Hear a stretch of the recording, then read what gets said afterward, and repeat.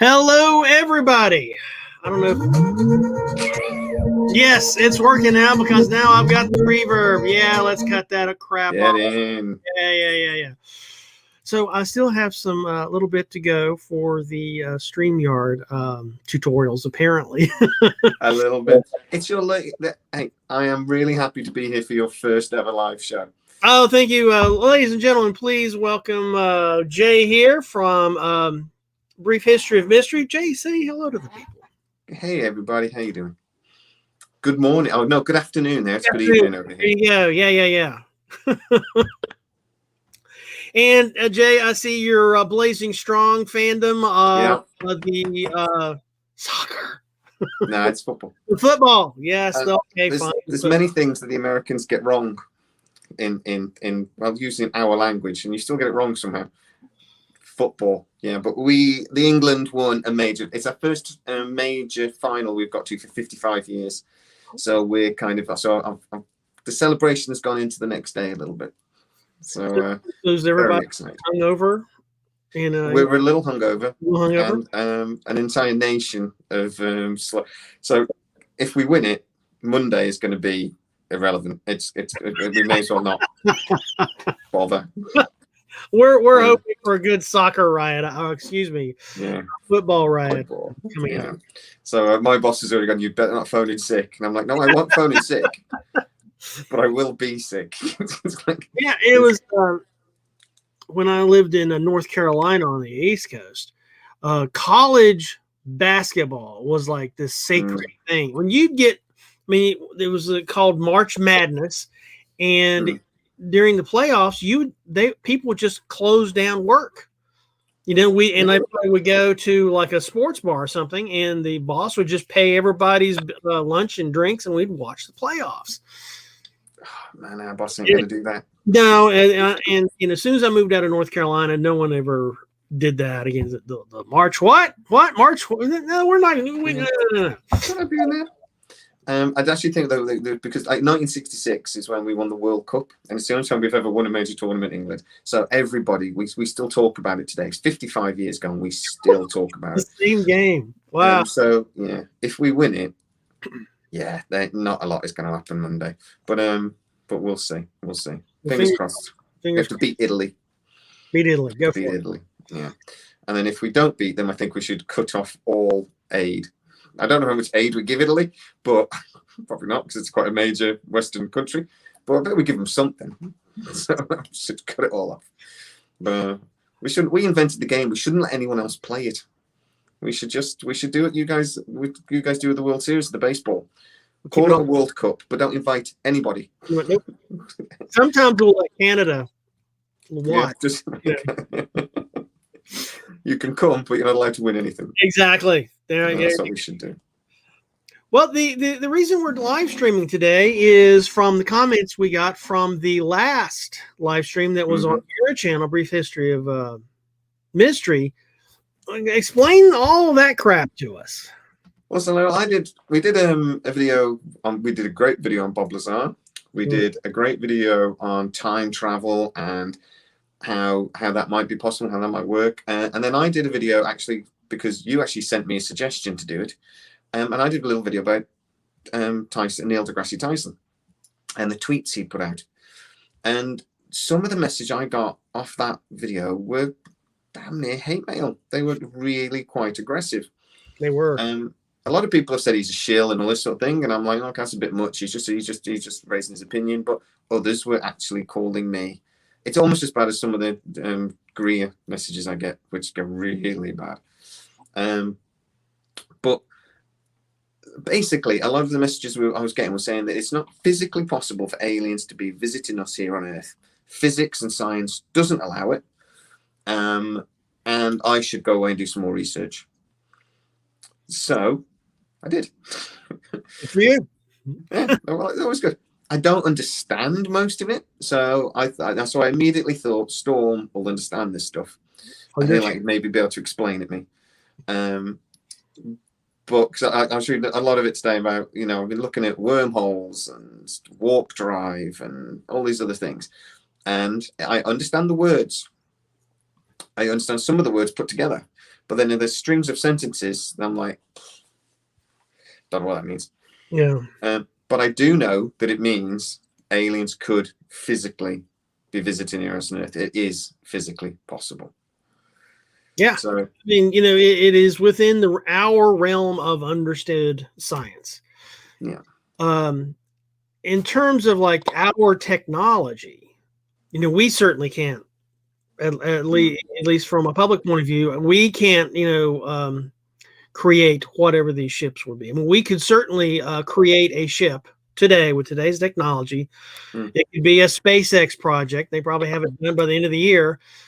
That, you know, you build a generational ship and you just, you know, using an ion drive or something, which we've already mastered using like xenon to just strip off the electron, just send out the particles. Satellites are already powered with ion right engines. You could, you know, the crew and the passengers of this new SpaceX ship, it could be on the other side of the Milky Way within just a generation or two, as long as they're continuing to accelerate. So we can certainly build a ship today to go to the other side of the Milky Way. Yeah, with enough resources. With enough It resources. would have to be enormous, wouldn't it? I mean, because the Milky Way's 52,000 and a bit light years across. So, I mean, that was the Milky Way's 100,000 light years across, and I think 100 light years tall, maybe. Oh, there you go then. Well, and a light years. So I already got that math wrong. So there you go. A light year is about 5.8 trillion miles, a little bit more. So I mean, we're talking massive distances. The nearest star to us, Proxima Centauri, is 4.3 light years. So that's 30 trillion miles. I mean, my kids do my head in driving to Aberystwyth on holiday. It takes 2 hours to get there. And are we there yet? Are we there yet? I mean, could you imagine that for 30 trillion miles? It'd just, you know, it's right. No, it's ridiculously silly distances, and I think that's the point. But like you said, with technology, that makes me think about the Fermi paradox there as well. The Fermi paradox. Yeah, well, Enrico Fermi basically said many stars are billions of years older than ours. If there's civilizations everywhere, like we think there are, I like the Star Trek universe way of looking at it, that we're everywhere. You know, then considering how many stars there are, how many planets are around those stars. Fermi didn't even know how many planets are around stars. We now know almost all stars have planetary systems like ours. New research out this week shows that there's also a lot of planets, you know, rogues that's just floating around in the galaxy that's unattached to any star system. They're just. I saw that. Yeah, but I mean, I don't imagine life would be able to survive on those. But we are seeing planets in the Goldilocks zones around most stars, which only kind of makes sense to me. And I said this before because well, why wouldn't stars form planetary systems kind of similarly? You know, the physics is the same, isn't it, regardless of what's going on? So it doesn't surprise me at all that most stars, of stars like ours anyway, would have planetary systems roughly similar, you know, with rocky inner planets, large gaseous planets, and then outer planets. So it kind of makes sense to me. And everywhere that we look on Earth anyway, that there's water and heat, we find life. Yeah. So it wouldn't surprise me at all if life fills the universe. 99% of it's probably microbial, though. I do think the first time we see ET, we're going to be stepping in it. Oh, it's all slimy. Don't like it. It's all sticky. And that'll be our first alien contact. Right. Smells funny. Smells funny. Yeah. But you know, but the universe is massive, and I completely appreciate it. I'm sorry, I had a disruptive thought. You know, that would be the next Axe body spray, you know, fragrance. Find me an alien. Put it in your pits. Sorry, I apologize. Please go ahead. Smell like Saturn. But yeah, Like I said, I actually genuinely think there'll be life in our solar system. It won't surprise me at all, but it'll be slime. Well, NASA has projects on the drawing board, plan to go visit some of these, like Enceladus. It's a moon out in the solar system that's just nothing but a frozen ocean with a water ice, with just liquid water underneath a shell of water ice. Yep. And they're designing a submarine that can, land, drill down, and then deploy underneath the ice to search for life. I mean, you've got water, and from just the radio astronomy and the other sensors data that we have from Enceladus, everything you need. And I think there's quite a lot of heat as well, because the gravity of the low planet is constantly squeezing and contracting, which generates warmth, because it's quite far from the sun. Tremendous tidal force. Is it Io as well? I think there might be liquid water. Not Io. Io's got heat. Yeah. I don't know if it has water. I don't think we know if it has like vast quantities of water or not, but it does. I mean, it's got volcanoes you can see from space. I mean, it literally, there's images of Io. You can just see the volcanoes on the rim of the planet just shooting up into space. There's even talk recently about potentially life in the clouds of Venus, wasn't there? But that's theoretical. They've seen some, they see the spectrometry sensors. Right. I'm not sure. I think I might have made that word up. But some of them showed signs of potential byproducts of life. That would be incredible as well. But I mean, again, that would just be microbial, bacterial sort of thing. If at all. I mean, even if it was like fungal, it would change everything that we know. Yeah. Well, we're not alone in the universe. So yeah, and going back to yet another bunch of hate mail we've gotten in the past is talking about the disclosures coming out of the Department of the Navy Office of Intelligence for the Navy. They said, "Well, dudes, we got ships not of this Earth." Yeah. Well, who seem to forget about that? Yeah, and never nary a word has ever been said in the New York Times letter. Yeah, it's this ship, not of this Earth, and no one talks about, well, that kind of solves a lot of questions. There's life on other planets. There's intelligent life on other planets. There's people.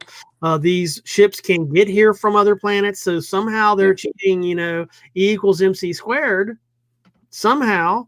Well, I mean, Bill Nelson, literally head of NASA, came out today, or it might be yesterday, actually, in a report and said, we will probably find life on other planets at some point. The numbers of how many stars there are in this galaxy and how many galaxies there are in our universe, the numbers get ridiculous. It's trillions upon trillions upon trillions of stars and planets around most of those stars. This is where we go back to the Fermi paradox. So that Fermi said, well, if all those planets have civilizations, and we look at the what's the other he did the math to figure out how many solar systems would. The Drake equation. The Drake equation. Thank you. So they were actually debating the Drake equation, and Fermi said, well, if that's true, then where are the aliens? Because they should be here by now. It would, even with our technology today, we could send probes, and have done, you could argue. We've sent Voyager. Voyager is the furthest distant planet out. It's well outside our solar system now, screaming towards the Orca cloud. That could get to another star in a couple of hundred years. Given a million years, we could, in theory, with our current technology, send a probe to most of the stars in the Milky Way. So why wouldn't another alien species have done that? And if they have, where are they? Yeah, and one of the things about the Drake equation, one of the variables is L. Excuse me. And L is how many of these civilizations is our time scale relative to theirs, where they're actually broadcasting through the electromagnetic spectrum. Yeah. Right. And I feel we're kind of on the downtrend of that, because, right now, let me get you, for example, this is my cell phone, right? It barely gets across town, yet most of us have these. Most of us have these cell phones, and mine has a very limited range. I mean, it's an Apple, it's all this new, but cell phones are not built to transmit up. They're built to transmit out, because any upward radiated energy is wasted. Wasteful, yeah. But that's how we mostly communicate these days. I mean, with video and audio and text and pics and just everything. So, but back in the day when we had powerful AM transmitters that were omnidirectional, we'd put out waves everywhere. Yeah, we were a massive beacon for about 50 years. Yeah, and so I think our L, where we have electromagnetic exposure to the universe, I think those days are counting down. I think we're on the backslide of that. And so at some point we're going to have a very low electromagnetic footprint. Yeah. We may be, and our L will be negligible compared to everybody else. And so if you're not there in that 80, 100-year gap just right, you'll miss us completely. Yeah. So maybe that also feeds into the Fermi paradox. So why don't we find any evidence?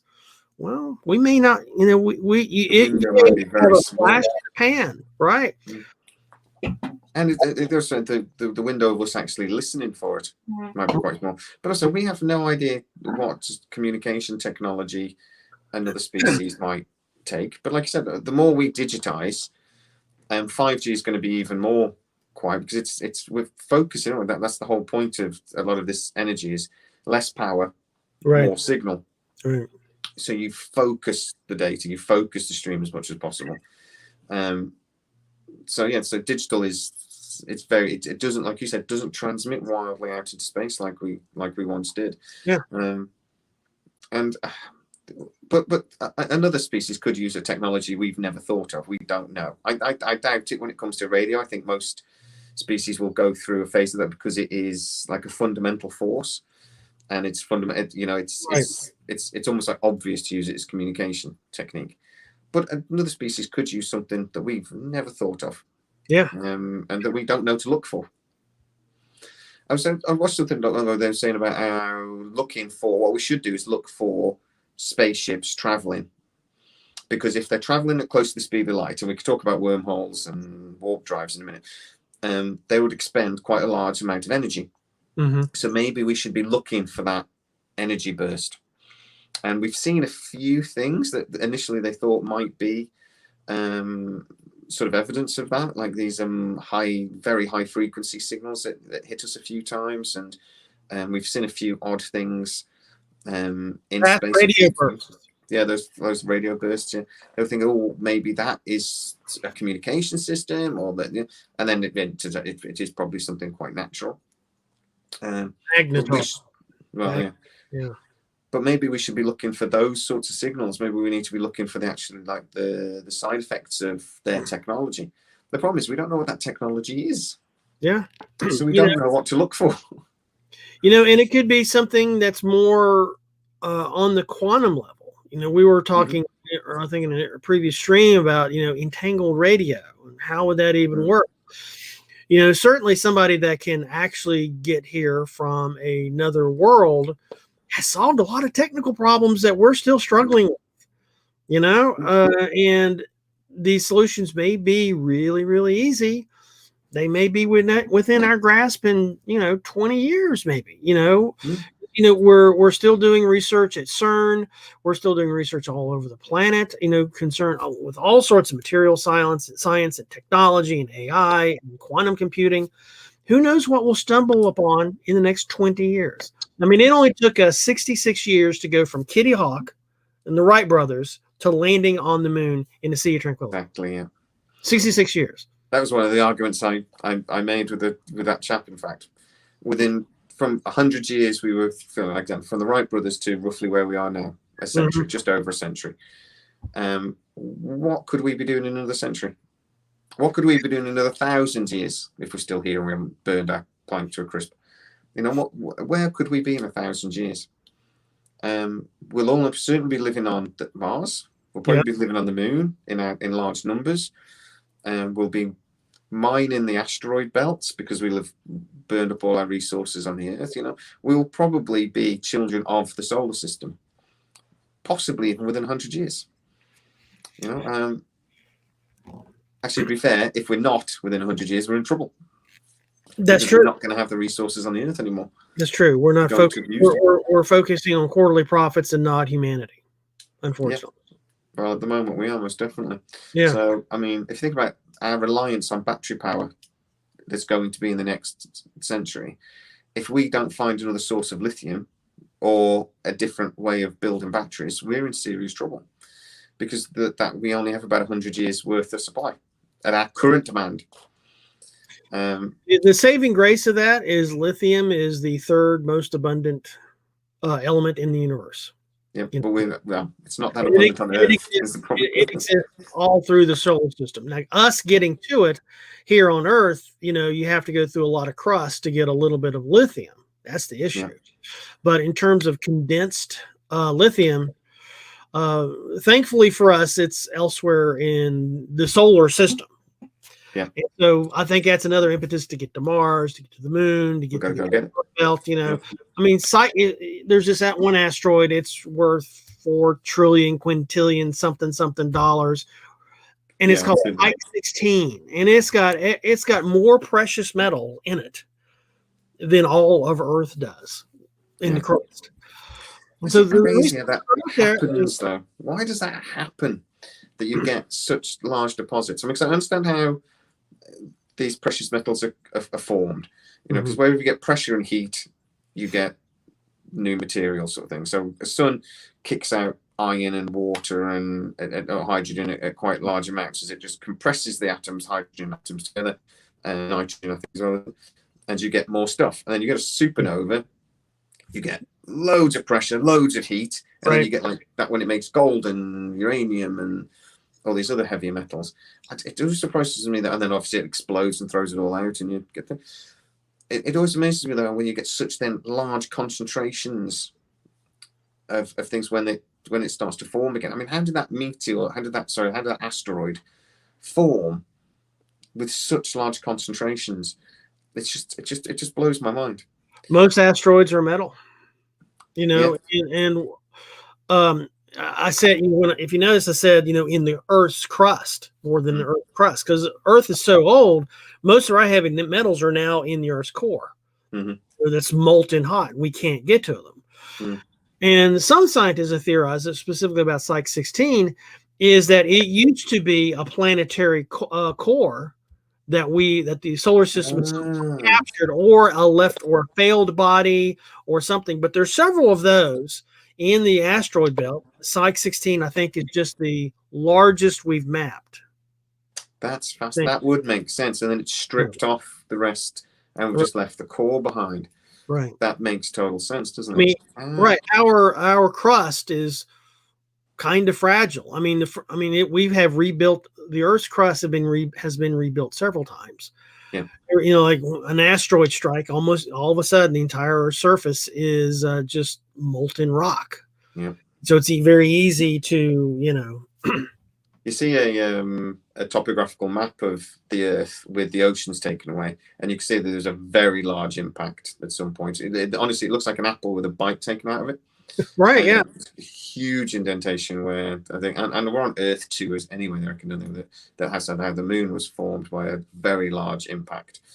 The molten ice, basically almost destroyed the Earth, and then it recoalesced, and the moon was formed. Yeah. Earth had the shit beat out of it. Oh, hell yeah. Yeah. It's got the scars. That's one of the things about how I worry about how much intelligent life there might be actually in the universe, because the moon is. I think life is everywhere, but I think intelligent life or large animals might be a bit different, because I think the moon is so important to stabilizing our seasons, stabilizing the planet, causing our tidal forces, which I think are vital for life forming and stabilizing. I do wonder how common that might be in the wider universe. There's enough possibilities it's going to happen.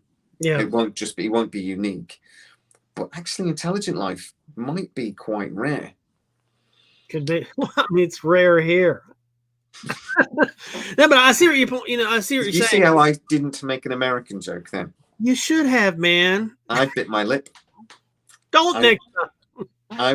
I was going to say you'd know being an American, but you didn't. Oh yes, I didn't. I'm proud of myself. Oh well.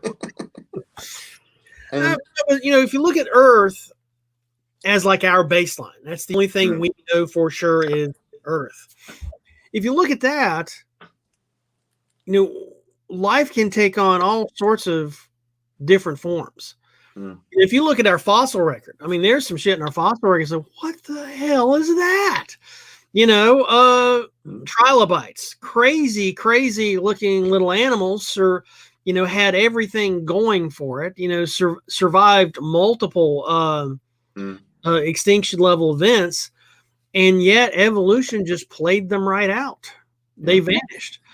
And look at dinosaurs or things that came before dinosaurs, all the strange things in the ocean still, and all the strange things you see deep in the ocean, like the Mariana. The properly deep stuff is strange. Right. And so if you look at all of the different life forms on Earth, especially the not just single cellular life, but just the large complex life. A Portuguese man of war, which is really several little organisms that's different. That's just they're all kind of symbiotes. Yeah. If you look at life on Earth, we've had some crazy stuff. It's just not all mammals. It's not all avians, and so it could be, we saw this one thing. It looked like a loblolly pine tree, but it had tentacles. And it was steering a spaceship. So I think if we ever do find something, it'll look a little bit like that, something on Earth. It'll look a little bit something like that, and something from the fossil record mixed in with something that grows in a swamp, and that's your alien. Because we've gone through so many cycles of of evolution and disaster, evolution and extinction, that there could be something in our fossil record that looks an awful lot like something else that we find out in the universe. I would think so, because there's certain, on Earth at least, there seems to be certain evolutionary solutions to problems, like the eye is a good example. That's an evolutionary problem to a solution to a problem. But then I think about some of the things that have evolved. You said like that. It's a mushroom, and when it spores, it releases its spores, and the spores land on the back of an ant's head. The spore bores its way into the ant's head, and it connects itself to the ant's brain. Right. It basically then takes the ant over. The ant becomes like a zombie. I think they should call it the zombie ant. It should be. It'll climb the nearest tree and get as high as it can, and then it sits out on the end of the branch, and then it just sits there until it dies, because the mushroom starts growing, or the spore starts growing. It then explodes through the ant's head, grows, it feeds basically off the ant, and then spores again and starts the whole process again. How the hell did that evolve? Right. It's a couple months ago, I went on this rampage just watching all these mushroom and fungi documentaries, and it's like, what the hell? Oh my God, I can never go outside again. What the hell is wrong with this thing? Right. Who created that? And the whole exploding ant head spore thing, it's just, how does that start? Jeez. If the creationists have got it right, and God did create everything, what the hell was he doing that day? That was like at 2 o'clock in the morning. I'm so bored. I'm going to do something crazy, and or he was drunk one night and thought, and then got up the next morning like, what did I do? What was I thinking with that thing? I guess I was thinking about exploding ant heads. Yeah, exactly. That's a bad day. Right. But it's like, I think you are. I think you're right. I think I do think we'll recognise when we do finally meet ET. I think we will recognise it as life. Right. But we could just as easily, to be honest, not. It could just as easily be energy or silicon based or something else that we don't recognize as life. Just because we're carbon based doesn't mean other life will be. There's another said that it could be arsenic based. Yeah, anything in the carbon column, carbon or silicon or anything in that column in the periodic table is a probable candidate for a baseline for life. Carbon being the most common, not just here on Earth, or not just because it's on top of the periodic table in that column, but because there's carbon damn near everywhere in the universe. Yeah, it's so plentiful. Yeah, we really need to figure out. Well, that's why hopefully if we create a graphene battery, will be so useful, because it's based on one of the most plentiful things in the universe. We really won't have a problem. It's a bit sticky; it sticks to everything. But if we can figure out how to use it, but to go back to the Fermi paradox, I mean, what do you think of that? Because I mean, I could argue that Fermi said, well, we haven't seen these things, so aliens can't be out there. I say, are we though? Is this what the Tic Tac was? Is this what Roswell was? Is this we have we have an overwhelming amount of eyewitness testimony from movement and other organizations. Eyewitness testimony that was a lot of it is kind of parallel in terms of experiences, even before Mylar balloons were ever invented. And we have whistleblowers like Lazar, whistleblowers that appeared in Stephen Greer's Disclosure Project, legit guys, admirals and generals and, CEOs of military, supply companies, the military industrial complex that's said, we got this stuff. And then, now we have government sources at the Office of Naval Intelligence saying, we are in possession of ships not of this earth. Exactly how much more? I mean, so I think that's the answer to Fermi's paradox, is no one bothered to talk to Fermi. Yeah. Enrico Fermi was clearly in the dark about all of these things. And God knows how many other astronomers have been lied to or forced to toe the party line, and I get guys like Carl Sagan, whereas, I think Carl Sagan was probably the most famous astronomer that was actually friends to the UFO community, because he says, look, I mean, this stuff is all possible. We just don't have the science. We don't know. Yeah. But, and this was his disclaimer, says, but extraordinary claims require extraordinary evidence. And he's right. And he's absolutely right. There has to be physical evidence. There has to be some way to backtrack the math out of whatever we're seeing.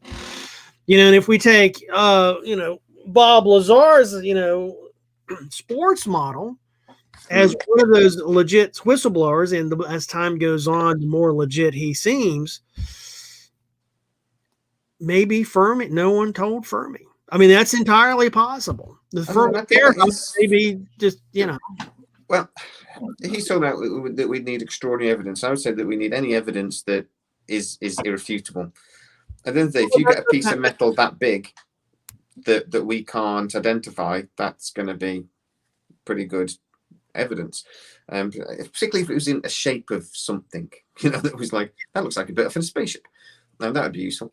But it's like, we just need some evidence that can't be argued with, sort of thing. But the problem is that evidence would immediately go to the police. It would immediately, if something happened like that, you'd phone the police. If the government would turn up and they would take it. This is why, like Roswell, there was potentially loads of evidence, but it was swept up really quickly. If there was but I do wonder though, if there was a Roswell today, would that happen? And I would say no. The chances are, this is a double-edged sword though. Everyone's got a mobile phone in their pocket now, and there would be video evidence. The double edge is though that unfortunately we get now loads and loads of video evidence of UFOs, but it's almost all fake. Yeah, I go on there today, Facebook every single day, notification, new video. I saw 3 today. They're all clearly fake. But But I do wonder whether that might be on purpose. I know aliens are popular at the moment.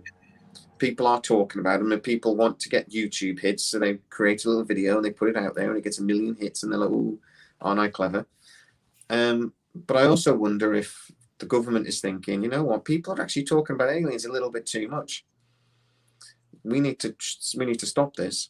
And even I'm a believer in the alien. I believe ET could be visiting the Earth. I know the universe has got life in it. I believe that life could be visiting Earth. But sometimes I'm looking at all these crap fake videos, and I'm starting thinking, maybe they're not. Maybe this is all just rubbish. But then I think, no, because that's what they want me to think. Well, yeah, and humans, we don't help. I mean, there's the flat earthers, there's the chemtrail hookers, now there's the bird drone people, and they're throwing up so much shit, that's getting clicks. All that crap is clickbait. And so if somebody had like a legit video, we'd skip right over it because it's not clickbait. Yeah. I mean, the stupid stuff rises to the top, unfortunately, in social media. Yeah. Let me tell you a story about when I first realized that life has to be everywhere in the universe. I was about 12 or 13. And my granddad gave me the job of getting rid of the crabgrass in between the bricks in the driveway. So I'd go and pull it up, and then it'd grow back. And so then I would go burn it out and it would grow back. And then I would start using pesticides and it'd grow back. And then I started using, sulfuric acid. It would grow back. That driveway somewhere in an undisclosed location in West Virginia, there's a driveway that needs to be a Superfund cleanup site. I swear to God. I use coal mining, chemicals, and I bombarded that damn driveway. With gasoline, set the shit on fire. Everything I could, and the damn weeds came back. And I'm thinking, God, I'm wanting to get rid of these weeds. Maybe it's, once life takes a toehold on some sort of, planetary body, you're screwed, man. Yeah. Well, you look at the streamer files, though, isn't it? The little buggers, well, some of them aren't that little, that can survive anything, radiation, impact. Somebody found spores of one type of extremophile, and they think the spores were something like 5 million years old, so millions of years old anyway, and they said they were still viable. Yeah. They could still hatch. Which is, I think, possible. Is it transpermia? They think there might be a way of life, right? Growing among these. Yeah. A comet or something hits the Earth, material is thrown up. We've got meteorites from Mars and the Moon on Earth that this has exactly happened. Something large hits, it throws material up in space. That material floats around, and some of it then finds another gravity well and is pulled in and lands. If extremophiles are on any of those rocks, they could survive. Yeah, they could. Give it millions of years and billions of years. That's possibly how life we already have. The galaxy. We have one species, tardigrades, that can withstand anything. They survived several extinction level events here on Earth. We know for a fact they can live in the hard vacuum of space, exposed to, at the International Space Station, just absolutely fine. Yep, we can freeze them, we can burn them, we can expose them to radiation, and tardigrades just, hey, still here. Yeah. They live a really long time as well, some of them. It's just crazy. So, now I'm with you. I think as soon as life was created in the galaxy, I think it would have spread. And I think it's really, really hard to get rid of. But to go back to my point earlier, though, that intelligent life, though, is more fragile. Yes. And that was one of the comments I got, was that how arrogant do we think we are as a human species that we think aliens would bother coming to visit us? And it's just give me 1 second. So I just got to turn my plug on. Okay. So unprofessional. I plugged my phone in, forgot to turn it on. See, you don't get this on proper TV shows, do you? But so how arrogant are we as a species that we think aliens are coming to visit us? And why do we think we're so special? And we might be special because intelligent life is rare. We might not be, but to be fair, large animals might be rare. As a whole, they might not actually care about us. They might not consider us intelligent. Yeah. They might actually consider us really stupid. So who is this idiot ape thing that keeps concreting over all nature? Right. Has it not got any sense? They might be just as interested in the lions and the ants as they are us. Or the octopi, or the cephalopod, or not or maybe the cephalopods, or the cetaceans. There was an evolutionary, I think it was a biophysicist, maybe, and I don't remember the name of the paper or the guy, but his contention was, if you look at, he believes life is everywhere in higher concentrations than most people, even in the SETI community, believe, because the way carbon bonds with everything, if it didn't create life, it would violate the laws of thermodynamics. And he had a very good spiel. I'll try to find that article and post it in the show notes later. Yeah. He had a very good rationalization of why, well, the only way to prevent this happening is to break the laws of thermodynamics, because carbon is the slut of the periodic table. It will bond with damn near. Yeah, it's really sticky. Yeah. Right. And I'm trying not to laugh at sticky, but yeah, the sticky slut of the periodic table is definitely carbon. But he was saying, if you have it where it can't bond with anything, then we have to totally rewrite the laws of thermodynamics. And he had a really good point. Like, shit, that's true. And and maybe aliens, going back to your point about intelligence, maybe aliens are coming to Earth to talk to intelligent species. We're not the only ones that's intelligent on this Earth. Yeah. Octopi can do all sort. I mean, they're just as smart. They have emotions. They form relationships. Dolphins have emotions, form relationships.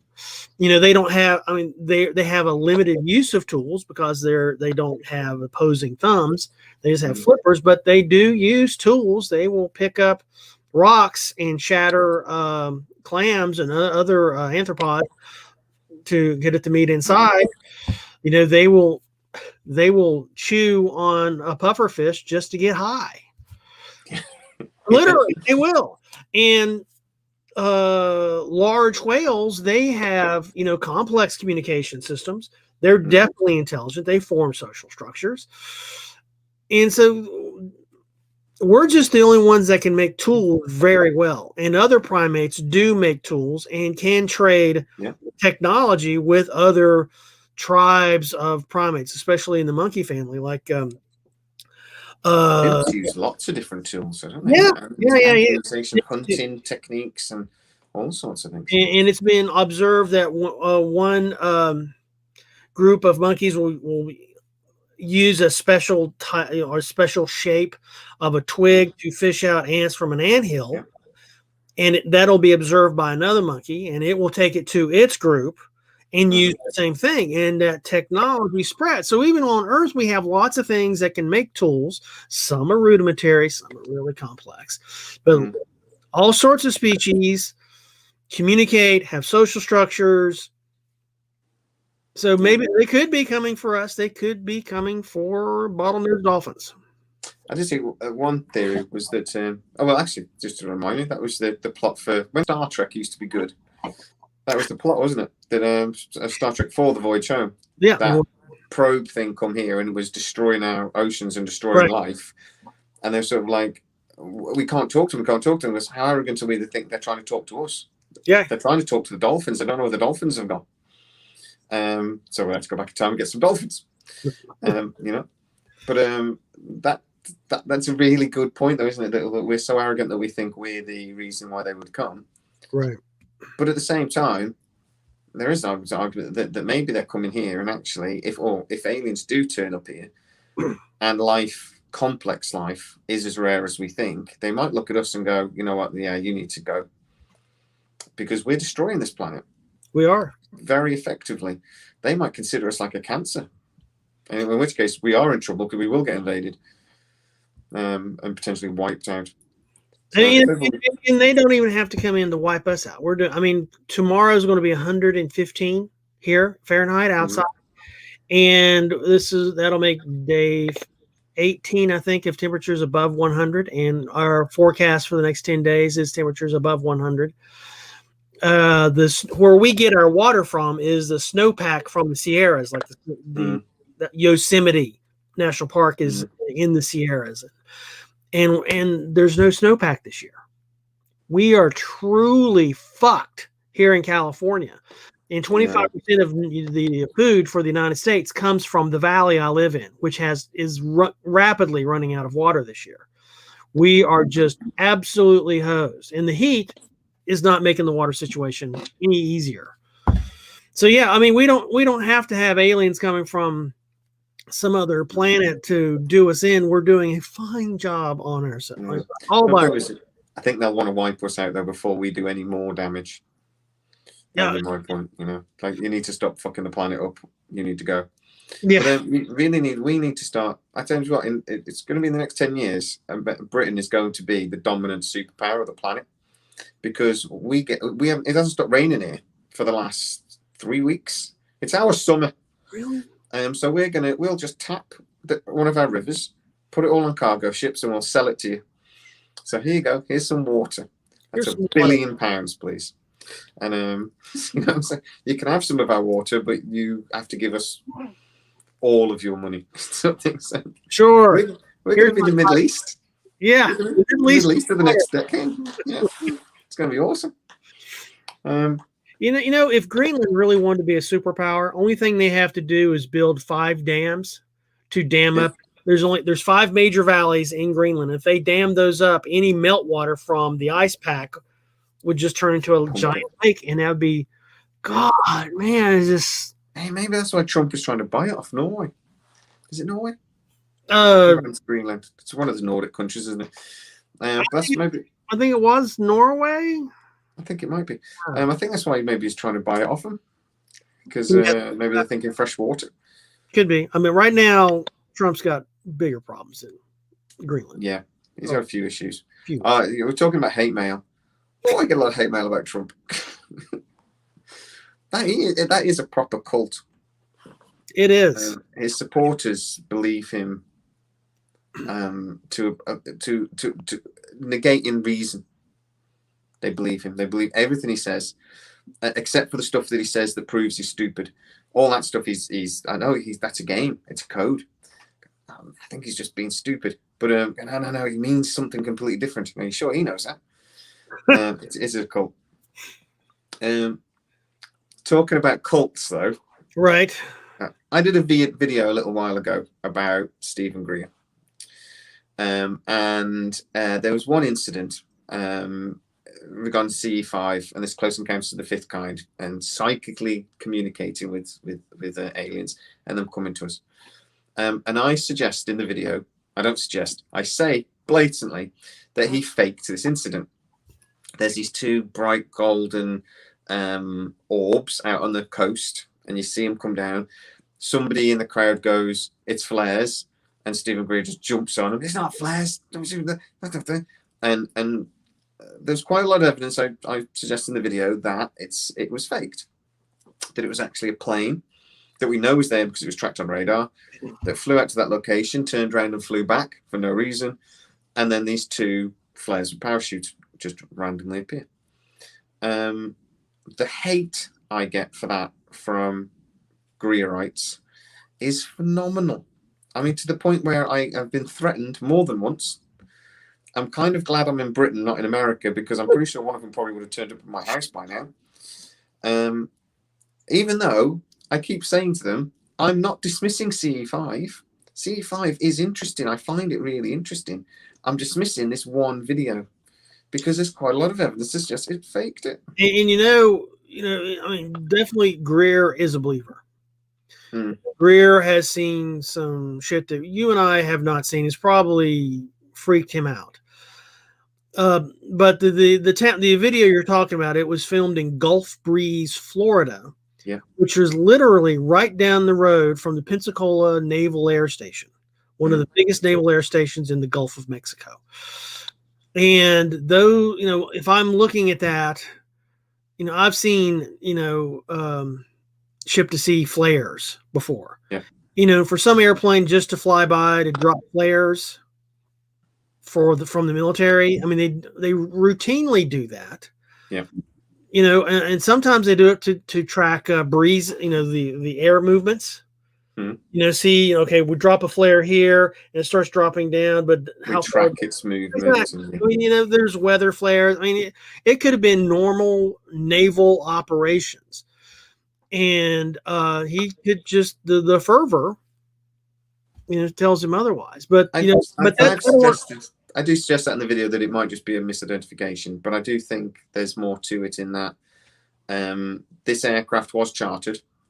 It was tracked on obviously the civilian radar. We know where it went. It's it's public record. It did fly to this exact point and turn around and fly back. And when asked, the pilot, the charters, refused to say who chartered the flight. That to me is really suspicious.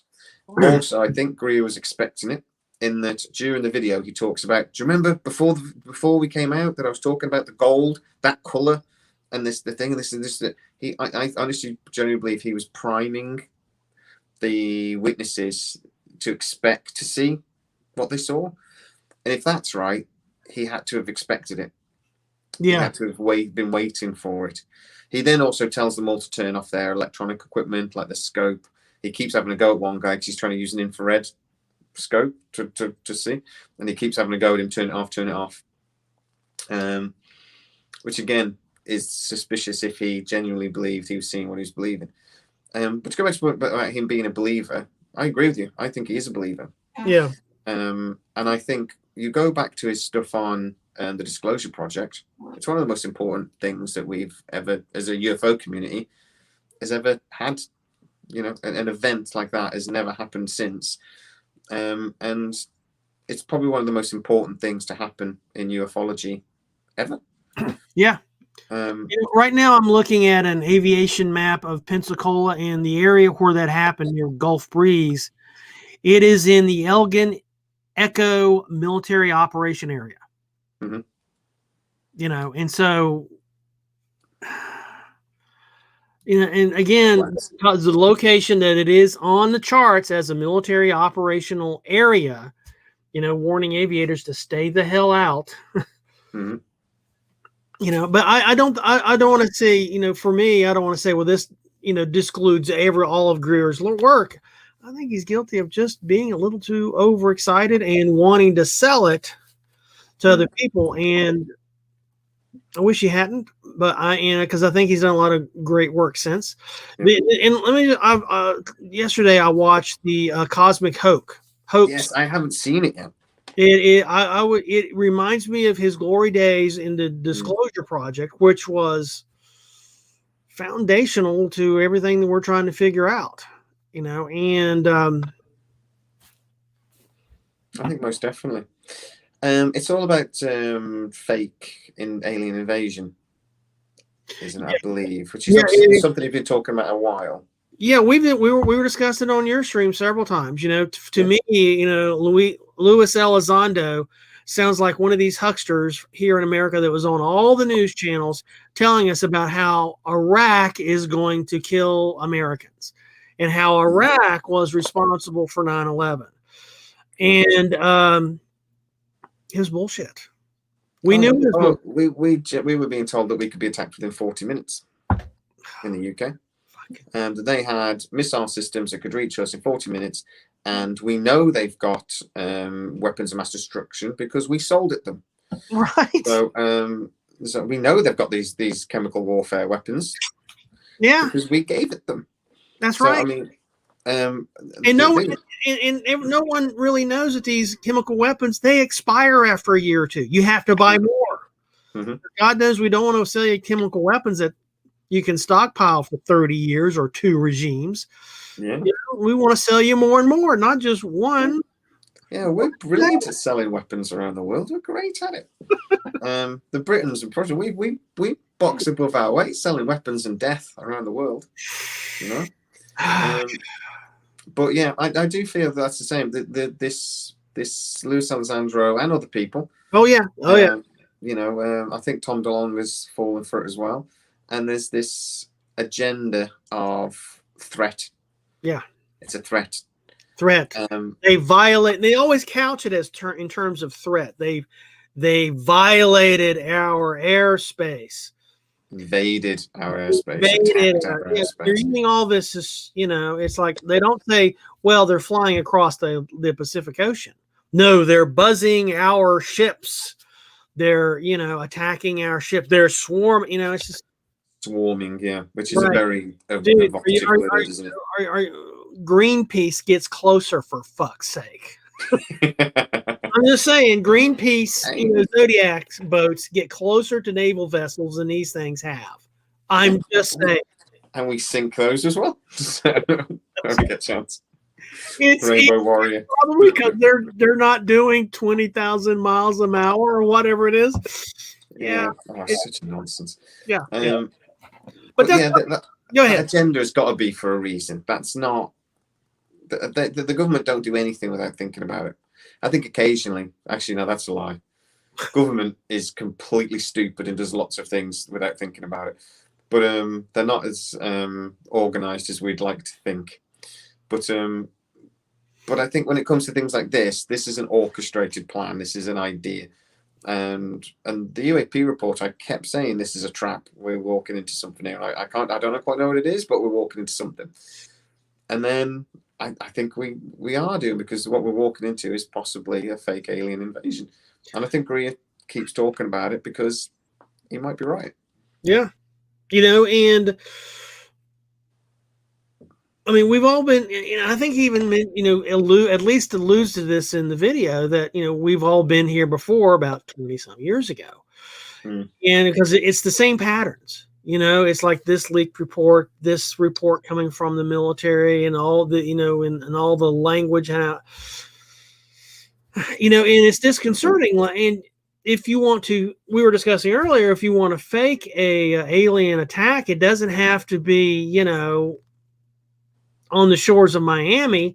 It could be, you know, you sink one boat and one naval vessel in the middle of the Pacific, you know, write off a bunch of sailors and say, oh, the aliens did it, and here's all the video, and of course the video is faked, and we fall for it, just like we did fall for the beginning of the Korean War. And the Vietnam War. The Gulf of Tonkin. I mean, that was totally fabricated. Yep. And guess what? We're still paying for that today because there's still two Koreas. Yep. Exactly. It's not like we haven't done this before. We're well versed in creating international or fake situations, so we have the excuse to go to war with somebody that we think we need to go to war with. I generally don't think it's a coincidence that pretty much the best funded science is psychology.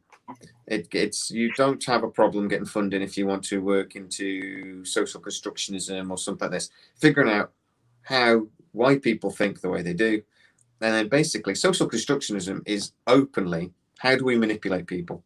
That's basically what it is. Yeah. And the idea being that how do we get a culture, a society that blends together and that works? That's a nice way of putting it. A more negative way, a cynical way of putting it is, how do we control people? That's basically what it is. Exactly it. I used to work in advertising for 20 years. Same principle. The advertising industry will spend about $1 billion a year on psychology and how to sell you shit. Yeah. And what's the more effective ad? Well, should that actress be wearing green or yellow? What really, you know, and there is a tremendous amount of work that goes in to selling you as much as we can. Now, most of my stuff was in golf. Yeah. It's because it works. That's why they spend money on it. It works really, really well. Very. There's a reason why it's like subliminal advertising was banned really quickly, because it works. Yeah. Our brains are really, really effective at absorbing information like that. We don't necessarily know it's absorbed it. But governments spend billions on this as well. An example I was used was when smoking in public was banned, was made illegal in this country, in public spaces. there was a big campaign against it because the people initially was like, "You're taking away our freedom," and there's a big campaign. And to be honest, I'm not a smoker. I've never have been. I don't want. I was more than happy when they banned it. But the way they did it in this country was anybody that then smokes in public was not just considered like, oh, they're smoking in public, they shouldn't. You make assumptions about them. That's a bad person. They're smoking in public. How dare they? What is wrong with them? So all of a sudden, the attitude of something that 20 years ago in this country was completely normal, the attitude now is that if you were to light up in a restaurant, you're a bad person. That was purposefully done. The attitudes of an entire nation was purposefully changed. You know, I mean, and that is an obvious sort of example, and they do it in lots of not so obvious ways all the time. Sometimes they do it with laws, sometimes they do it with campaigns, and sometimes they do it through our education. For tobacco here in the United States, the first ads you would see, I think they started appearing in the 90s, early 90s. You know, all there were advocacy ads to not smoke, and it always highlighted the health dangers. Well, now for today's young adults, it's not that they talk about the health dangers. They now pitch it in a to their generation, highlighting the generation's concerns. They couch it as corporate profiteering. Oh, and then they think, oh, these damn companies want me to get hooked, so I spend money, and they catch it that way because the generational concerns have changed since the 90s. So now it's the same thing they want you to do, the same, don't smoke cigarettes, but the message has changed to keep up with the new generational concerns. Yeah. Same thing. Well, we have pictures on ours, so they're not allowed to advertise anymore. So all the cigarette things, but they've got pictures of like rotten teeth and black lungs and all this sort of thing. And they was actually saying that it doesn't work very well. They thought this would be brilliant. We'll have a picture of a rotten lung or a diseased liver, and you won't want to do it. And the people are going, they're so bad at judging risk. They're like, that won't happen to me. Because everybody knows, everyone's got an uncle that smoked their whole lives. You know what I mean? And even though, I've got 2 family members that died of lung cancer, everybody's got an uncle that smoked and drank their whole lives and lived to 95 years old. Never bothered him anything. I'm like, I'd actually want to meet these uncles because I don't actually think they exist. Harvest their DNA, man. There's something going on in there. God, if you can poison your body for a century and still live through it, there's something in that DNA we all need to have. I'm just saying. Hold that fucker down and take his blood. Yeah, we need to drill into his bone marrow immediately. Exactly. He's got stem cells that'll save the world. Yes. He's an alien. He's not from this earth. But I don't think that they do the same though with aliens and this UFO thing. There was the Robertson report in the early 50s towards the end of like the UFO flap, when we had like a decade of like UFOs were everywhere. It's pretty like that. The Washington invasion, Roswell happened. I actually did a series on this. Go back to my playlist and have a look. And subscribe to my channel while you're at it. But I did this 1945 to 55 basically, and I forgot to mention Roswell. So much goes on in this decade. I forgot about Roswell. We barely mentioned it. But the Robertson report always fascinated me because basically these guys got to this panel, got together, and went, right, people are really interested in UFOs. We really need them not to be. We instruct the CIA to basically stop, make sure people aren't interested in UFOs anymore. And that's when the cover-up started. And they've been using the same tactics ever since. I was thinking about this. One of the things I heard about Tyson DeGrassi was that he's a shill, he's a scientist, and he is paid to discredit this thing, the whole UFO topic. And initially I'm thinking, oh, don't be stupid, of course he's not. But I'm thinking, oh, they've done it before. And they've done it lots of times. The doctor, whose name is going to go out of my head, that was attached to Blue Book. And his job was to find any other reason for everything that they were seeing. You're not allowed to say aliens, you just find an excuse. You'd find some reason. And so they had a scientist and they go in, yeah, there was swamp gas bounced off the light of Venus, anything, and then they thought that they were actually being kidnapped by aliens, but really they were hallucinating. And he just came up with any reason. They've been doing it ever since. It's just, we just need an excuse. Just anything that's not aliens. And I think they're doing it again with a Tic Tac. And there's other evidence that they're setting us up to knock us down, because they know that's how human psychology works. If we become disappointed a couple of times, we'll think it's silly and we'll stop listening. And then they can get by with more. Yeah. I also think they use it against us, though, in that they cover up all the crap they get up to with it. And then the people that are actually like conspiracy theorists, they make us look stupid for a start. But the other thing is they will go, oh, we've just been caught with our trousers down doing something we shouldn't have done. Maybe we'll make it, let's muddy the waters, make it like a mystery, and then we'll just let people's imaginations run riot. Right. They'll say it's aliens or something else, and we'll get away with it. And it works because they understand the psychology of humans. And the thing that really drives me nuts is when I read these comments on the forums, it's just like, they're here for our water, or they're here for our gold. It's so stupid. And you just want to slap them. It's like, dude, water, one of the most plentiful molecules in the universe. They don't have to traipse 100,000 light years to get a bucket of water. They can just go anywhere. I mean, hell, Earth isn't the king of water in the solar system. Enceladus has more water, gallons of water, than we do. You don't have to come to Earth, and you don't have to desalinize it. It's just right there for the baking. Gold, who cares? You have to sift it out of our crust. Just pick it up out of the asteroid belt, man. It's already 99.9% pure. You don't have to mess with it. It's just pick up the rock outside. But yeah, it's like, they don't need our gold. They don't need our water. The only thing that is special about Earth, again, is our biology. That is the one thing that could be seen as unique. And being unique doesn't mean it has to be about us, No. Harvesting our DNA is one theory, isn't it? But I mean, the evidence is mostly based on remote viewing and things. So I'm going to use the word evidence a little loosely.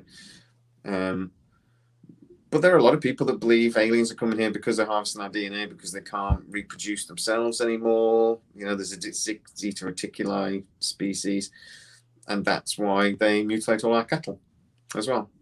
Never quite understood that connection. But it's a theory, though, that on lots of levels, logically, it makes sense. Yeah, I mean, if you are a spacefaring species, and you have the technology to capture other species, other advanced life forms, sentient life forms, to solve your fertility problems, I am pretty sure you have the technology to solve your own fertility problems. Unless they've been inbreeding a lot. I mean, okay. I mean, throw some quantum computing at it, throw some, genetic variables, spit out a new DNA molecule, and impregnate somebody. I mean, we're almost, right now we have the power of CRISPR, which is terrifying, and we can already take the human genome and we can edit it. You want to be, have black hair as opposed to blonde. Okay, fine. You want green eyes instead of gray. We can do that. I'd like to be taller. Can I do that? I'm only 5'7". Come on. Yeah, we can change we can do this today. Yeah. We can select for gender or sex today. And so an alien civilization has to come to us and breed with us to get no, you don't. Yeah. No, it's just, if we can figure out these solutions, and if we've got CRISPR, they've got something that's in CRISPR insane, CRISPR to the millionth power. Crispy plus. Yeah. CRISPR plus. No, I agree. I the only reason I think aliens would be visiting here, and I say I generally believe they are, but there is an element of faith in that belief. I do struggle with some of the evidence. I think they'd be coming here because we would.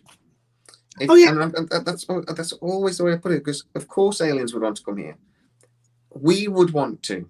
If we found alien life on another planet, we'd want to go and explore. We find life on another country, we want to go and explore and learn about it. right. That's I mean, what we've always done.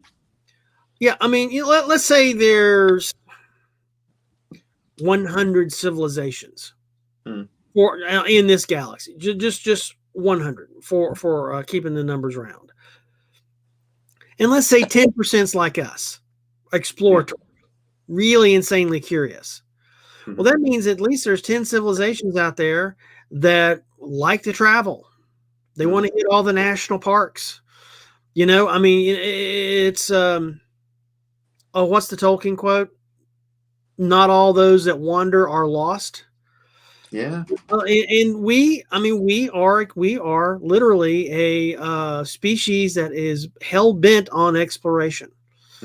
We like to go for the drive in the country, just to let's see if we can find some fruit stands. I mean, we like to travel, we like to explore, and we like to learn about where we go. And how many anthropology? I mean, that's a degree that is just all about going and learning about somebody else. Yeah, I've seen loads of hills in my life, bloody loads. I still like going to Scotland to see different ones. Right? Because aren't they beautiful? It's just a hill. Yes, it's a pretty hill. It's different to my hills. But we do that. Why did you climb that hill? Because it was there. I wanted to. It was there. Yeah, I wanted to see what the view was like. The view was like. You've seen views before. Yeah, but I've not seen that. Well, you have Google Earth.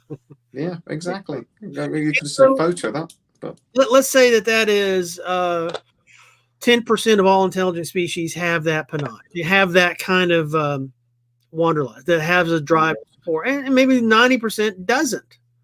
That still means there's a significant amount of people coming here, or entities coming here, to just look around. And maybe they don't have a thing called a giraffe with this insanely long neck. Like, how did that thing evolve? I'm not sure we know how it evolved.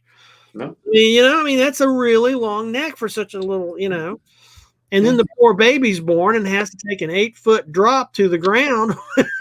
We have lots of animal species that are amazing to look at, and I'm wondering why they wouldn't be amazing to some other intelligent species, and amazing to learn about as well. And you never even know that there might be scientific interest that because as well, our evolution might have come up with solutions that theirs hasn't for different things. That's not why we hunt around in the Amazon so much. We find new medications, we find new methods of treating things all the time. You don't know that advanced species might. There might be lots of agendas for species to come here, but I do think the number one will be exploration and knowledge and learning, and because they can. There might also be a desire to protect the Earth, and protect the life on the Earth. We could get a species come here that go, you know what, actually, we do need to help these people along because they're killing that planet. But they wouldn't want to do that in a maybe an obvious way. That's because we would freak out because we're so primitive. And I think a lot of people would freak out. Actually, I think if an alien species called to come, like the Prime Directive in Star Trek, right? You can't go and mess with the planet because it would change the evolution of that planet. It is true. An evolved species come here, they probably wouldn't want to be too overt about it because it would change us instantly. I find more truth in Star Trek than I do that anything coming out of Lou Elizondo's mouth, to be honest with you. Yeah, back when Star Trek was good. Not Star Trek now. Bad Trek, man. It's still better than anything comes out of Lou Elizondo's mouth. I'm just saying. Yeah. That guy's debate Star Trek for a bit. Star Trek Discovery is trying to be good again. I'm actually looking forward to Strange New Worlds. Is that the new cartoon one or the Pike one? That's the Pike one. They said it goes back to the original series, kind of formulaic. Yeah, they do say it's going to be much more like the original Star Trek, don't they? Mm-hmm. The XO, the female number one officer, is very pretty. So I might watch it just for that. So she's. It was 3 episodes before I figured out that was Rebecca Romaine. Who is it? Rebecca Romaine. She used to be married to the Stamos guy. It used to be Rebecca Romaine Stamos. It was Rebecca Romaine. I don't know. I don't know. Oh my God, dude! I don't know the guy you said she was married to either. Is that as an American thing? Is he in baseball? Well, she was. Shouldn't be. I mean, she's an international actress. She was in X-Men, I think. As Was she? yeah. I'll have to IMDb the crap out of that as soon as we're done. What's your character's name in? I might not have been looking at her face a great deal. Is probably the problem there? Quite big boobs. So we can edit this out. So look at my wife doesn't watch these things. Oh my God. But yeah, it's I only watched Star Trek Voyager for 7 of 9. Very pretty. My favorite is Deep Space Nine. That's my TNG was always mine. Yeah. But I tell you what, the best. We're going off topic again. The best Star Trek episode that I ever saw though was actually in Enterprise. Is the Borg episode Regenerations. I actually genuinely, that's the best Star Trek episode ever made. I thought it was brilliant. And it's in the worst series. Terrible series. Should have been good, that series. Scott Bakula as captain. Who would have thought that would be good? Scott. I mean, he just, poor Scott. Yeah, but that one. Go back to the science, though, as well, just really quickly. So the science of how aliens could come here, because that was one of the comments I got. You don't understand physics. They can't come here. It's too far. It's not possible. We're already looking at technologies. There's this physicist, Eric Lentz, right, and he was looking at warp drive technologies. And there's this designed by Miguel Alcubierre. I'm going to go Alcubierre. I'm really good with names. I'm actually becoming famous for it on my channel because Jamie's got a name to say. Let's sit back and wait for him to cock it up. But this goes to an American physicist back in 1994, and he figured out basically this mathematically how a warp drive could work. Right out of Star Trek. So you contract the space in front of your spaceship, and you basically drag space towards you, and you expand it behind you, and you push it away. It's like swimming, I think. It's like how you drag the water behind you as you're swimming, something. And that would allow you to sort of warp space so that you travel from here to here, but really you're pulling the star towards you in a way.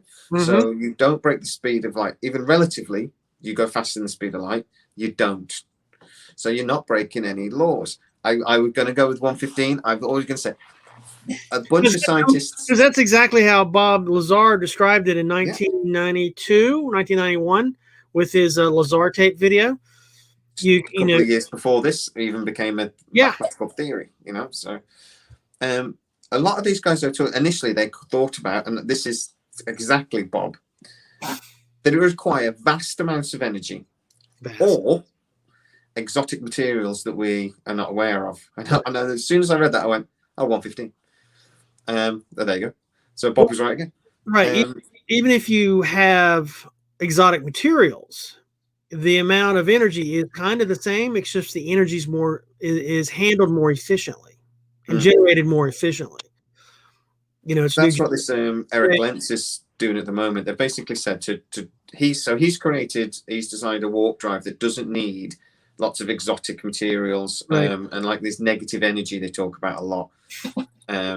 So it doesn't need that. You could do it with conventional energy. He calls it conventional energy, but then he talks about how much energy that would actually require. And he says, so you take 100-meter long spaceship would require the equivalent energy of all of Jupiter times about 10, squished down. It's a phenomenal amount of mass. Yeah, you have to basically you create a massive amount of mass to distort gravity. But he's now looking at ways of cutting corners and getting around that. But what he's basically the quote that I came up with, I didn't invent it. He said it. The quote he said though was, "We're now getting away from, or we're starting to move away from pure theoretical physics, and starting to move towards engineering." And that is huge. So even though we're hundreds of years away from this technology potentially. Or well, unless there's some sort of breakthrough, we're a long way away from it. We're starting to think about how we could do it. Yeah. And You know, at our level today.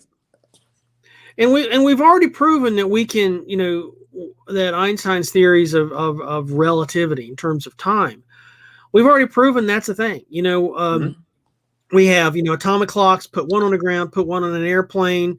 The one that comes back with the airplane, it is behind. The one, it has experienced less time than the one that's on. Traveled. We've done the very same thing with Apollo missions. We've done the very same thing with Skylab, the NASA thing back in the 70s, the orbital space platform that NASA put up in the 76, 75. It was really a tin can in space. You would have not got me on that damn thing in a million years. Yeah, I mean, essentially, it was a highly trained astronaut. Do you want to go on this thing? No. Yeah, it was an old rocket booster shell that said, "Hey, let's put a lab out." It's a tin can with a solar panel stuck on the side. That's right. And terrifying.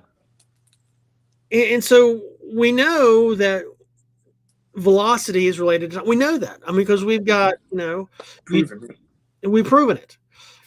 And now, today, we have the technology to build a generational ship to go from here to the other side of the galaxy in ship time, a very short period of time.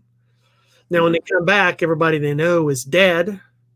Before they get there, everybody they know is dead. But they can certainly go with today's technology. You build a big enough SpaceX rocket, you can go. You got enough money behind it, you can get. We can do that today. We can travel the distance today.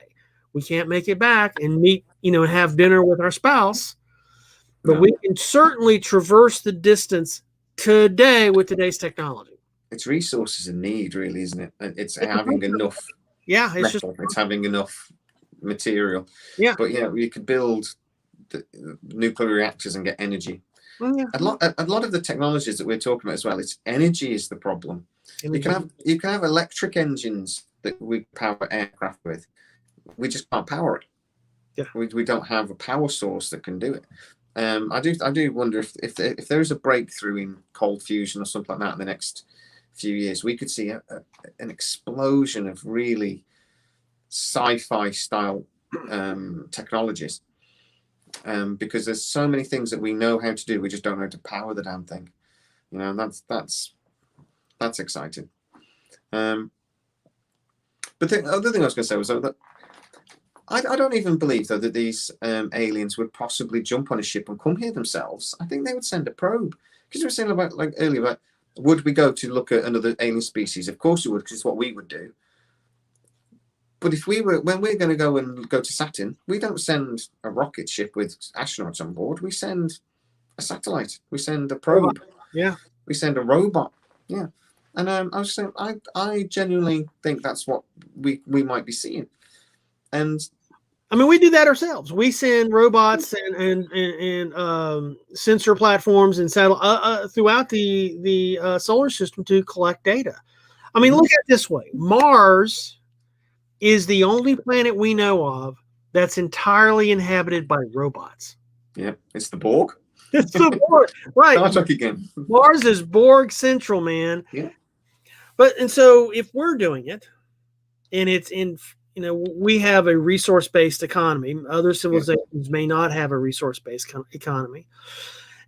And, you know, concerning and again, going back to the energy as an issue, it almost takes the same amount of energy to go from Alpha Centauri to here with humans with humans on it or not, because it's just, the distance becomes such a great part of the equation that there's a lot of mass you can add onto it without adding a lot to the cost of getting there. It's just the distance that becomes the issue. Yeah.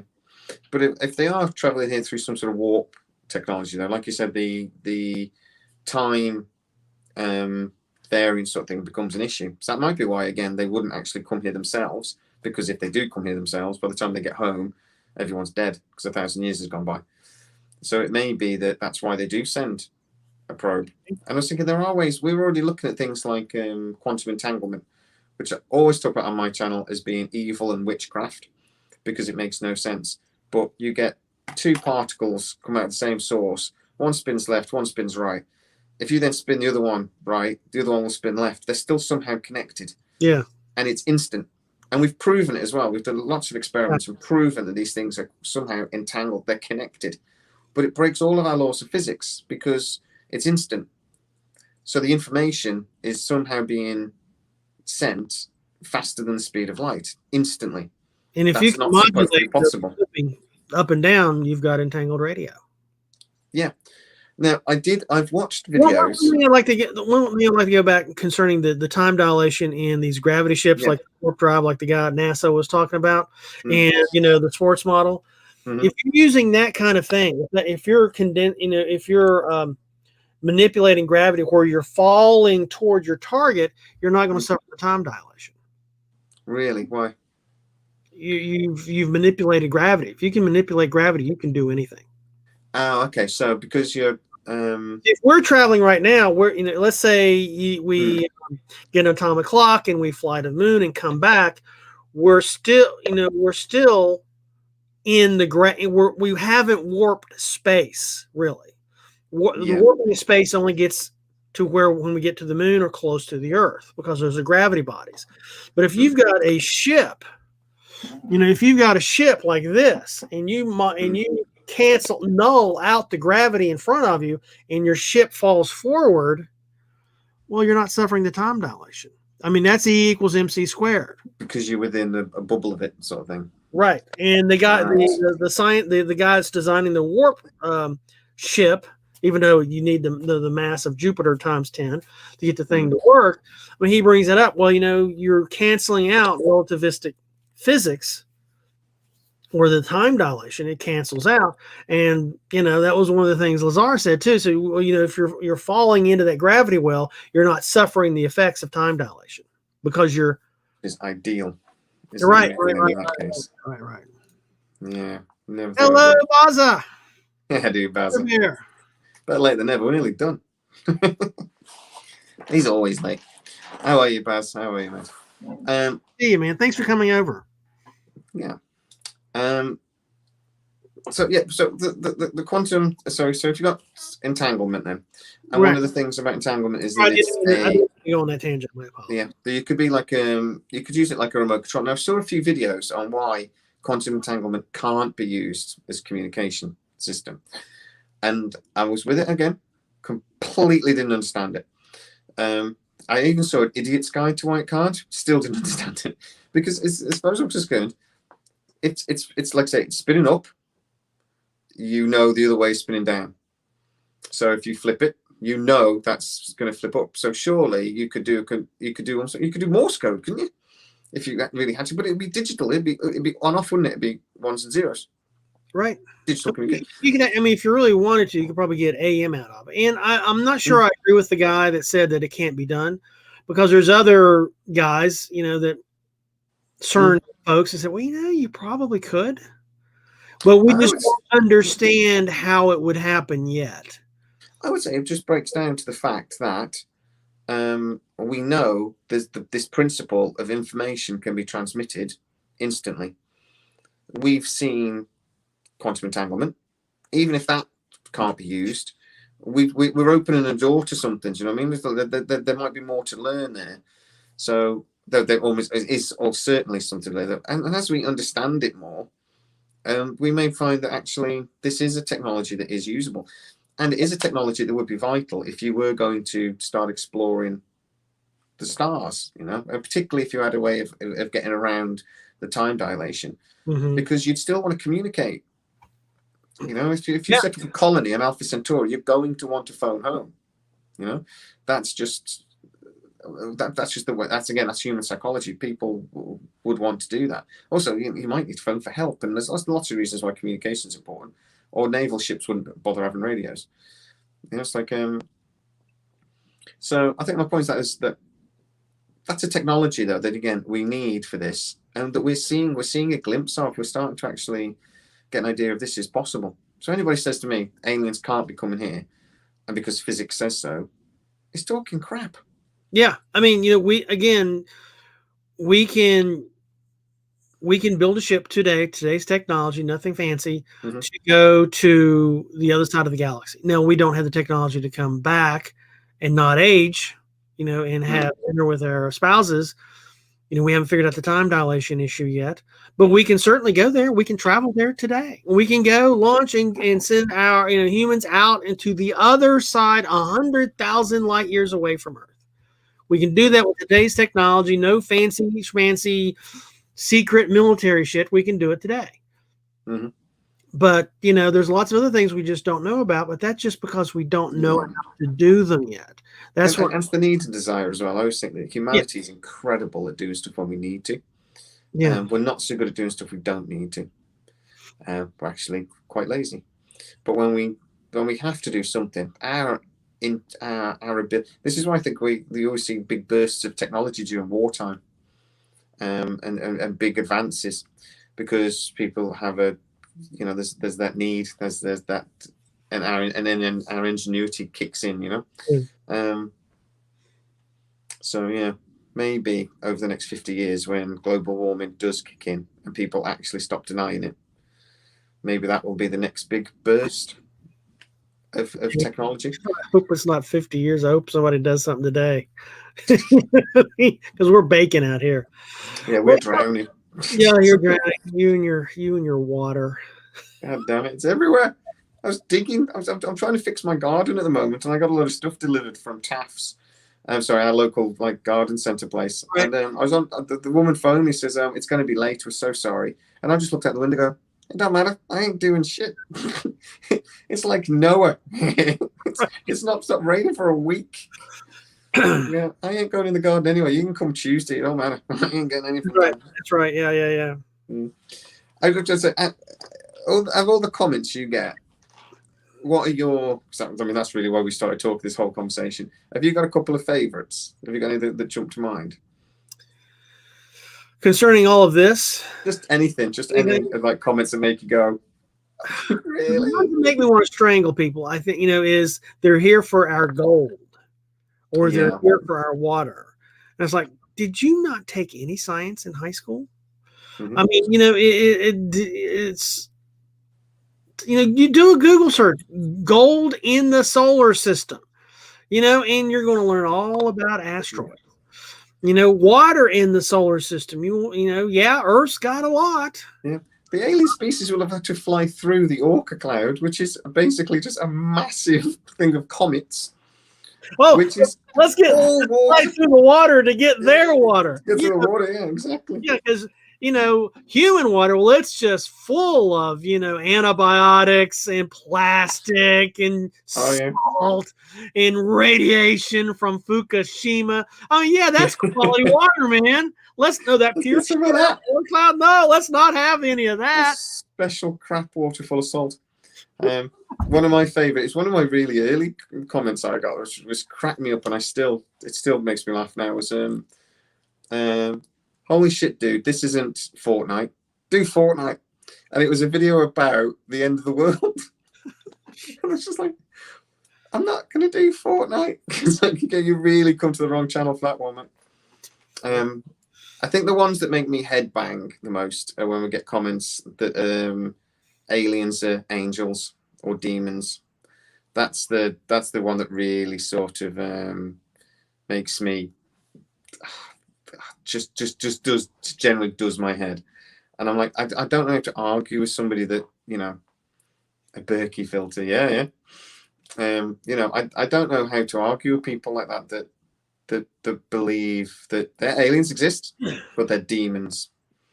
And I'm like, so are you seriously saying that it's more likely and it's more logical that there's a God, and don't get me wrong, there might be a God, but that there's a God that's created demons, and that is more likely than an alien species is coming here? That my theory is silly, but demons is more logical. I just don't know how to start that conversation. Yeah, for me, it's when you take a topic and you theosophize it, it's like, oh, don't open that can of worms, man, because you've just closed off your mind to solving problems. And I got thrown out of Sunday school twice for asking the wrong question. One was a temporary 2-week ban from Sunday school. I asked the embarrassing question, well, if I went to a fundamentalist Christian church in the South, in the American South. And my question was, well, if the dinosaurs roam the earth with man, why don't we ever find human skeletons inside the stomachs of dinosaurs? Well, Mr. and Mrs. Williams, we really can't have Stormy in class disrupting, and we're going to have to talk to the preacher. And then the preacher said he can't come back for 2 weeks. So, a couple of months go by, and then I asked the embarrassing question of, well, if the flood covered the entirety of Earth, then, so you're increasing the diameter of the Earth by 10 miles. So then you take the diameter of the Earth, find the pi r squared, and then you take the diameter, add that 10 to it, and then do the sphere and find out the volume, and then subtract volume A from volume B. You have the volume of water is about equal that to a small moon. Where did the water go? Because if you completely dehydrate the atmosphere of Earth and melt every single bit of water on Earth, you get a max water rise of about 30 meters, 40 meters. Which will be bad, but it won't cover the Earth. Right. You were called a smart ass at school, weren't you? You were bullied, right? Yes. I got kicked out. I went to a Catholic school. Oh. I did make a nun cry once, which I was quite bad. But I was told in theology, I was made to sit at the back and read the paper. I wasn't allowed to ask questions anymore and I didn't even think about that. I just thought when we're talking about Noah, I just said, how come the ducks got away with it? And that's all I said. And she just, and that was like, get to the back of the class, like asking her questions. And it's like, I thought it was, God was supposed to wipe out everything, right? How come the ducks got away with it scot-free? And, I actually saw a duck getting on Noah's Ark, walking on Noah's Ark on one of the paintings. I said, why is he bothering? Mallards, God's favorite animal. Exactly. And then I was saying, I think the final straw was, how did the kangaroos get there? And that was it. Then she had me done. She didn't want to talk to me anymore. But yeah, so I've never been. I like this theory about the ether. And Einstein didn't like it. He scratched out a lot of his equations. Then he brought it back and he said, "I made a mistake." He said, "This ether," and we now know it's dark energy. Right, fills the universe. It's really fundamental to the creation of matter and how matter forms and clusters and all this sort of thing. So, and also saying, so there's this energy that fills the universe. It's fundamental to life existing. That sounds a bit like God.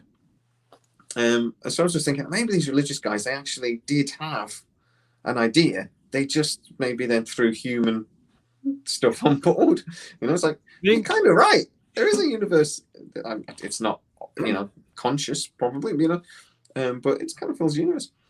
So, but I said that to a friend of mine that's actually a priest not long ago, and he got really angry at me as well.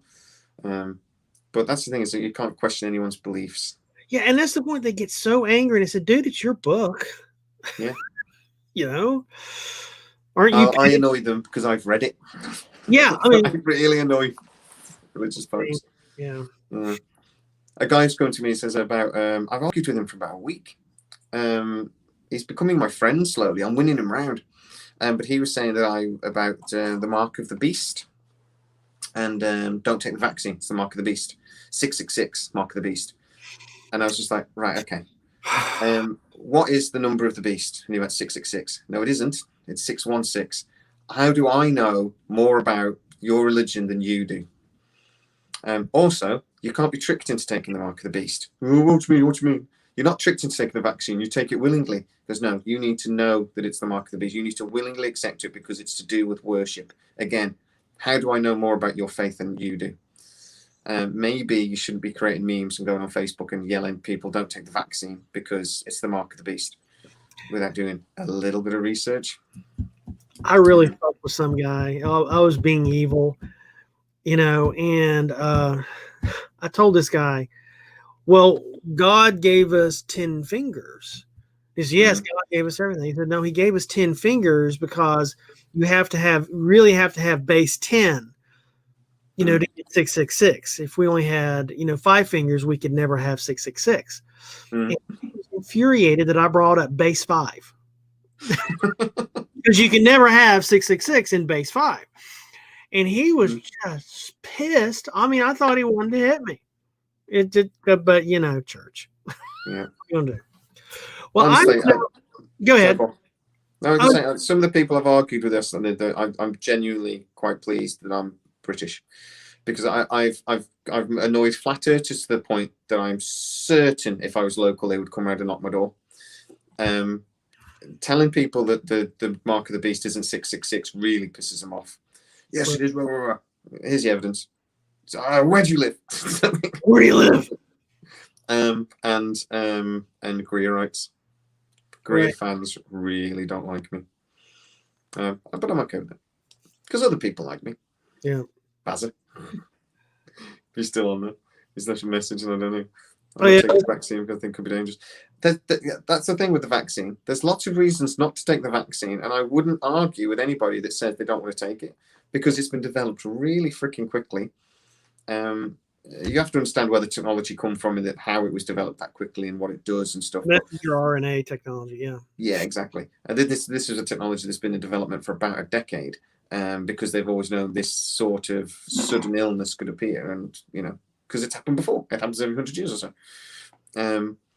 So you have to understand that. But I don't blame anybody for that. But don't not take it because you think it's the mark of the beast. That's just stupid. just you know, like my uncle, he can't have the vaccine because he has a medical condition that people that he's in that group that he can't have it for a legit medical reason. I've had it. You know, I've had the vaccine. I also had COVID early on. I had COVID in January of 2020. No one knew what it was. Yeah, supposedly before it got to America. So, right, you know, but yeah. It was around a long time before. Don't even. Oh, yeah. You know, and I show, you know, I'm saying I'm sick. I mean, I struggled for 5 weeks, and I thought my breathing was so bad at one point. It's like, I'm just going to go to sleep and I'm not going to wake up because I'm an idiot. I should have gone to the doctor, but no one, I mean, I went to 3 different doctors. You know, they thought, oh, this is just the normal flu. Here's your, you know, the steroid shot. We're going to give you some antibiotics. You'll be right as rain. That didn't work. First time ever. They thought I had a thing called valley fever, which is local to California. Because it's so dusty here and all the farming, there's a fungus that grows, another fungus grows in the soil. And if you get in the lungs, you're really screwed. And they thought it could be that. So I went through, no, you don't have valley fever. We don't know what it is. You know, and no one ever thought it could be COVID because no one thought it could, because, COVID's not here. I mean, that's in China, and you've never been to China. Well, you know, and I show up with chocked full of antibodies when the antibody test comes out, way after I've gotten better. And so, well, maybe you did have it, you know, and if you had it, your first symptoms like January 7th. Well, I didn't go to China. Somebody gave it to me, and it's probably at a Christmas party. And I work in aviation, so you know I could have got. But now we know, going back using blood bank data. You know, when you donate blood, there's lots of samples that's taken. Yeah. And the Red Cross here in the United States did surveys on that blood from October, November, December, and there were antibodies in that blood in Washington State, Oregon, California, and some of the East Coast states. And the antibodies in the West Coast states tended to be the Chinese version, and the East Coast states tended to be the European version that came from China, got filtered through the EU, and shifted over to you. And we so export. We export the best stuff to America. Oh, you do. You absolutely do. So, you know, and the only reason, you know, and you can look at the data, the only reason that our infection rate has dropped, specifically in the states that have high vaccination rates, is because of the vaccine. So the vaccine does work. And the people that say, well, somebody I know has something, and they got sick or whatever, they were probably going to get, rabies or whatever it is already. Because if you look at what in America, 210 million people have taken it so far. Portion of those people are going to have heart attacks no matter if they're vaccinated. Yeah. And it's the same, slice of the American pie that get flu shots or vaccines for, shingles or anything else. So because it's in that really, really tight. They're unhealthy anyway. Exactly. Generally speaking. But actually, the vaccines are also they are also a little bit dangerous. They're just nothing like as dangerous as the actual illness they're. People do have allergies. They have. Actually, so a guy that was talking about, he says, people don't have allergies to the medicine. Because I'm on a long-term medication, and the one I got a version, they changed the manufacturer or something, and I sort of all of a sudden I have real problems with it. I was like, I'm really not feeling very well. And the doctor said, "Oh, we'll just change the manufacturer, you'll be fine." He goes, "No, surely it's the medication. I must be allergic or something." Because no, people don't get allergic to the medication. It's all the stuff we have to put in it. People get allergies to or can't tolerate. It's the stabilizers, the plastics. So generally speaking, you won't be allergic to the medication. It's all the other crap that you'll be allergic to. And he was right. Changed the manufacturer. Right as right. So it's changed. Baz, I hope you didn't get it too bad. I'm glad you recovered because, man, it sucked. I mean, it just sucked. I think I've had it, but I had it for like a day. I get a lot of sinus problems, but I generally don't get it anymore because I go wash my face out with water. I have a bottle and I squeeze water into my head, and it treats it lovely. It's lovely to watch me do it as well. But I had a sore throat, and it felt like I swallowed razor blades for about 24 hours, and then I was bunged up for about a week, and that was it. I generally think because I get this sinusitis all the time, but I never get a sore throat. And honestly, it was like I swallowed razor blades. Yeah. But I don't know if I lost my taste or whatever, because I always do when I'm bloody bummed up anyway. I can't taste anything. I didn't get my taste back until June. Really? I couldn't taste my birthday cake. And it was chocolate. Yeah. Oh my God, I couldn't taste it. Chocolate cake and waffles tasted the same. Weird. Yeah, that is like everything was sawdust. And then I forget what I had. I had some sort of hot taco or something here, and I tasted a little bit sometime in juice. Holy shit, I can taste this. Can I have two more? Because I have just not tasted anything in months. It's mad, isn't it? But it's getting behind us now. It's behind us. We can, and we're still going to. It just drives me crazy that they still keep talking about infection rates, and I just want to hear the death rate. How many people died? 2. Okay, now we can forget about it then, can't we? I don't give a crap that 30,000 people become infected yesterday. If only 1 died, then we're done. Let's move on. We've immunized all the very risk people. We're still getting a few deaths, not many. I think we peaked at 1,000 in a day at one point. We've now getting about 10. I say more people fall over in their kitchen and die from that every day. So we're not going to ban kitchens. So let's. I think it's time to move on now. But I think we are anyway. In this country, we are. All of our restrictions are lifting next week or week after. And time to go. Yeah, I'm looking at the John Hopkins site. It's still loading. I think it's slow because of the stream. Somewhere in there, you can just click right on and get the death rate. Get the death graph. Daily deaths. Okay, there's the daily deaths. In the United States, yesterday, 313. And nearly 300 million people? 350. US, is it? 350 million. We got 65 million in the UK.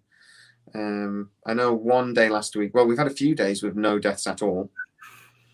I think last Thursday was the last time I looked, and it was 8 or 9, something like that.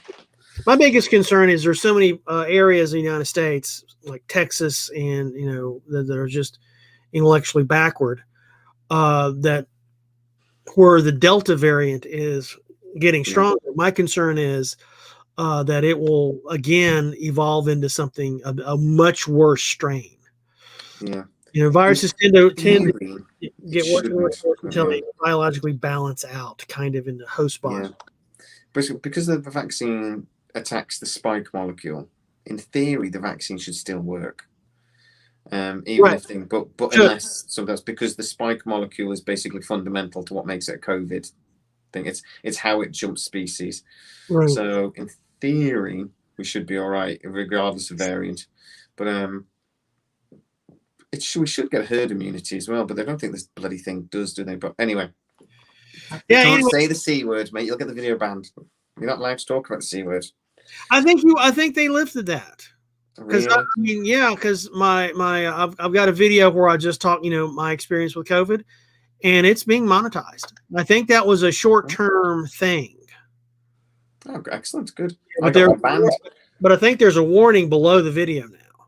Yeah. No, I got one banned. It got took down, and then they said it was against the community things, and I was really annoyed because actually it was talking about the vaccine and telling people to stop being silly, basically explaining how it worked, and they got took down. So I was like, oh, right. Anyway, I don't know how much time this stream's going to. I don't know what the limits are for this, but I think 2 hours. I think it cuts off, at least for my. And I'm just going to say as well that it's 11 o'clock at night here, and I've got to be up and go to work tomorrow. I don't care. I do. This is how all of my live streams end, with me going, please let me go to sleep. I gotta go to bed. Come on. Yeah, give me my bed. With my name on it. And I was up late watching the football drinking last night, so I genuinely feel like death. Everyone's asking me, are you all right? Did you enjoy the football this morning at work? I'm like, go away. Go away. Well, Jay, I so appreciate you coming on, man. I mean, it was another good live stream. We got to do this again. I got to figure out more about how the StreamYard thing works, but I really like it next time. Yeah, I'll get it next time. Like I told you earlier, my first couple of videos start with me going, what's the button? Is it, do I press? Where do I? Where do I turn that on? Oh. Well, I hope I haven't embarrassed you too bad. It's been like always, mate. It's been just a load of fun, and we have covered everything. I don't ever need to do a video again. I just got to. We're done. Watch this. We retire. That's right. Sorted. Retire. I retire on my YouTube money. My nickels. All my nickels. Yeah, exactly. But enough. Right. Thank you for having us on. See you guys later. Thanks for tuning in, guys. Really do appreciate it. See you. Bye. See you soon.